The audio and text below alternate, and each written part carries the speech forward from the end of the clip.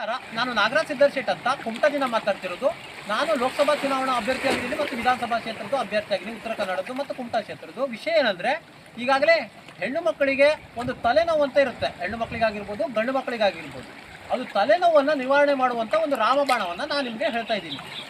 ಬಿಸಿಯಾದ ನೀರೇನಿರ್ತದೆ ಅದು ತಲೆ ಮೇಲೆ ನಾವು ಸ್ನಾನ ಮಾಡಬೇಕು. ಸ್ನಾನ ಆದ ನಂತರ ಅದು ನಾವು ಏನು ಒಳಗೆ ಅದು ಕೂದಲ ಒಳಗೆ ನೀರಿರ್ತದೆ ಅದನ್ನು ಕಂಪ್ಲೀಟಾಗಿ ಒಣಗಿಸ್ಕೊಳ್ಬೇಕು. ನೀವು ಮಿಷನ್ನಲ್ಲಿ ಒಣಗಿಸ್ಕೊಳ್ಬೋದು, ಯಾವುದ್ರಲ್ಲೂ ಒಣಗಿಸ್ಕೊಳ್ಬೋದು. ನಂತರ ನೀವೊಂದು ಸ್ವಲ್ಪ ದಿನ ಮಾಡಿದರೆ ಅದು ನಿಮ್ಮ ತಲೆನೋವು ನಿವಾರಣೆ ಆಗ್ತದೆ. ತಪ್ಪಂತಾದರೂ ಅದು ಹೀಟ್ ಜಾಸ್ತಿ ಆಗಿ ನಿಮ್ಮ ತಲೆ ಕಣ್ಣು ಕಣ್ಣಿಗೆ ಒಂದು ತುರಿಕೆ ಆಗುವಂಥ ಸಾಧ್ಯತೆಗಳಿದ್ದಾವಾಗ ಅದು ನೀವು ತೆಂಗಿನ ಎಣ್ಣೆ ಹಾಕ್ಕೊಂಡ್ರೆ ಅದು ಸರಿ ಆಗ್ತದೆ. ಯಾಕಂದರೆ ಕೆಲವೊಂದು ಕಡೆ ಡಾಕ್ಟ್ರ್ ಹತ್ರ ಹೋದರೂ ತಲೆನೋವು ಗುಣ ಆಗೋದಿಲ್ಲ. ಅದಕ್ಕಾಗಿ ಬಿಸಿ ನೀರು ಸ್ನಾನ ಮಾಡಿದಾಗ ನಾವು ಮೂಗಿನಿಂದ ಅದೇನು ವೇಸ್ಟ್ ಬರ್ತದೆ ಅದನ್ನು ತೆಗೆದಾಕ್ಬೇಕು.